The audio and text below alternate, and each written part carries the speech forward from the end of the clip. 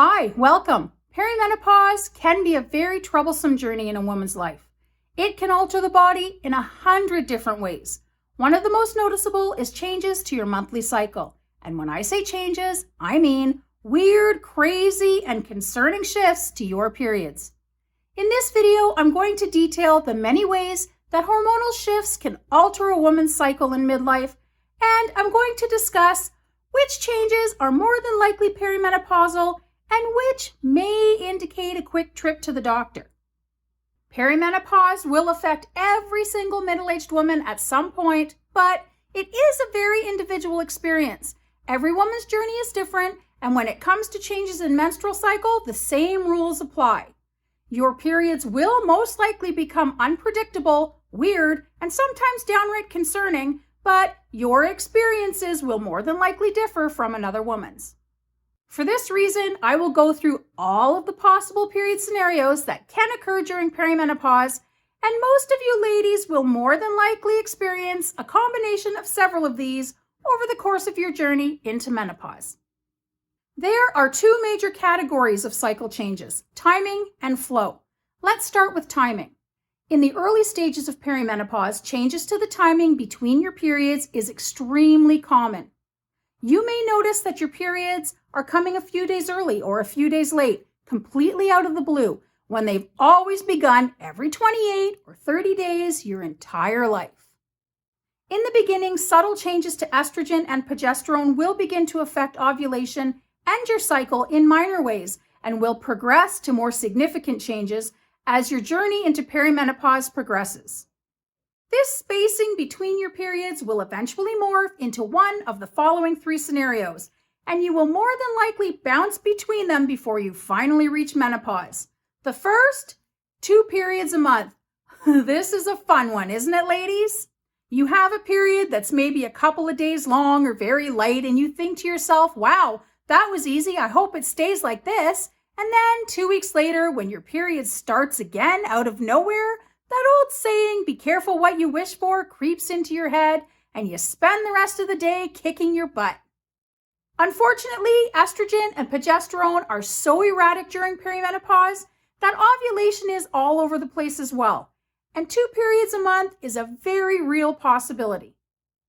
The second timing scenario is skipping periods. With the unpredictability of hormones from month to month during perimenopause, there may be months when ovulation just does not occur and your period does not arrive.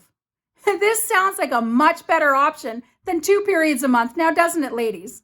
Unfortunately, skipping periods can come with problems as well and can lead to the third timing change, the period that won't stop.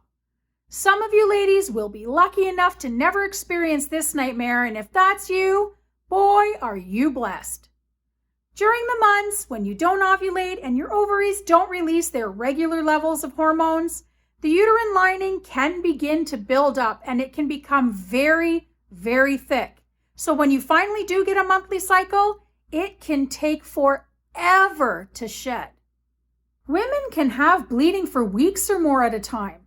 But if this happens to you, please see your doctor just to be sure that you don't have fibroids or any other reason for extended bleeding beyond perimenopause. But most of the time, it just comes down to shifting hormones. The second major category of cycle change in perimenopause is flow, and it varies as widely as timing. Many women shift between very light and very heavy cycles month to month and are completely unable to predict their periods anymore. If you're one of the lucky ones, what cycles you do have will remain on the lighter side and not be bothersome to you at all.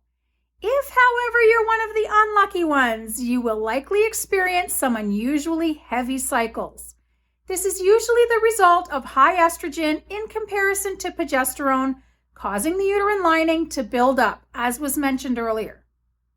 Even if it doesn't cause a never-ending cycle, it can cause an extremely heavy one. Heavy periods vary in degrees from slightly heavier than what you're used to, all the way to what is known as flooding, which is terrifying and severely interferes with daily living.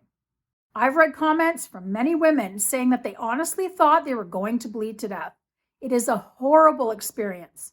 If you're going through a pad or tampon every hour or more, or you're finding that you have to double up to avoid accidents, you are experiencing a heavy bleed.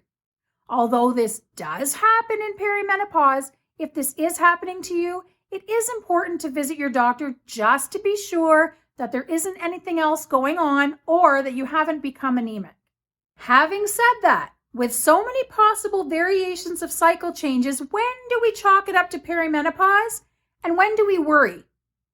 I believe it's important to be followed by a doctor regularly throughout your perimenopause journey, but I also think it's necessary to make a special visit to the doctor if, 1, you are experiencing very heavy, ongoing bleeding that is not easing up. And by ongoing, I mean longer than a week. 2, you're experiencing a normal flow, but it just will not stop and has gone on for an extended period of time. I've heard of women bleeding for weeks and sometimes months. 3, you've gone 12 months without a period and then all of a sudden begin to bleed again. It's not usually a cause for concern. It does happen, but better to be safe. And 4, you're having unusual pain or changes to the consistency of your flow. In all of those cases, the doctor will check you for a variety of issues such as cysts, polyps, fibroids, endometriosis, and cancer. And don't panic, it's not usually cancer, but it is procedure to do a biopsy with any unusual bleeding. Take care of yourselves and always check in with a doctor when you are uncomfortable with anything that is going on with you along your perimenopause journey. I hope you found value in this video. If you did and you'd like to see more videos like this one, consider subscribing. I make content on all things midlife. Go out and live your best midlives, everyone. Thanks for watching. I will see you in the next video. Bye for now.